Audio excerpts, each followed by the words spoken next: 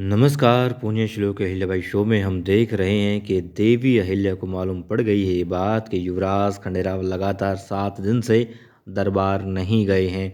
हर रोज़ कुछ ऐसा हो जाता है कि युवराज खंडेराव को दरबार की बजाय कहीं और जाना ही पड़ता है और दरबार में मजबूरी वश गुन्नू जी को फैसले सुनाने पड़ते हैं, अपनी मोहर लगानी पड़ती है क्योंकि युवराज नहीं आ पाते अपने निजी कामों की वजह से। ये बात देवी अहिल्या जान चुकी है। अब गुन्नू जी की चालाकियां बढ़ती जा रही हैं और ये सारा किया धरा गुन्नू जी का है। ये बात भी देवी अहिल्या और तुको जी अच्छे तरीके से समझ चुके हैं।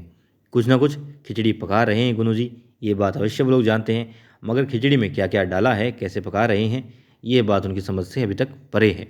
लेकिन एक बात देवी अहिल्या के हाथ में अवश्य है और इस बात में उनकी सासूबाई भी उनका बराबर का सहयोग करेंगी क्योंकि वो ये चाहती है, मानती है और यही उनका ख्वाब भी है कि बस मल्हार राव सूबेदार जी, उसके बाद में युवराज खंडेराव और फिर युवराज की संतान ही राजगद्दी पर बैठे। मगर अब गौतम भाई साहब देख रही हैं कि गुन्नू जी बीच में आ रहे हैं।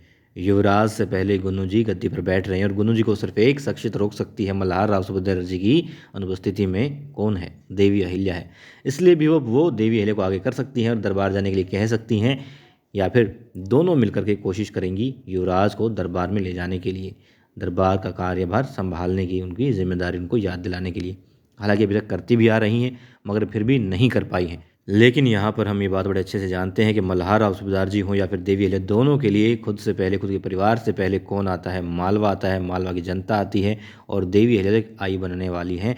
उनके लिए तो माता का कोई धर्म नहीं है, कोई जात नहीं है, कोई ओहदा नहीं है।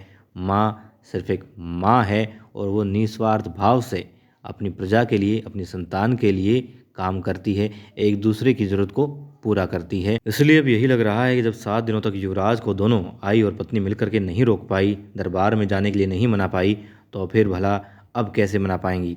अब यही लगता है कि देवी अहिल्या ही अपनी इस प्रजा रूपी संतान के लिए दरबार में जाएंगी, गद्दी पर बैठेंगी, फैसले भी सुनाएंगी और गुन्नू जी को उनकी चालों के हिसाब से ही उनको मात भी देंगी।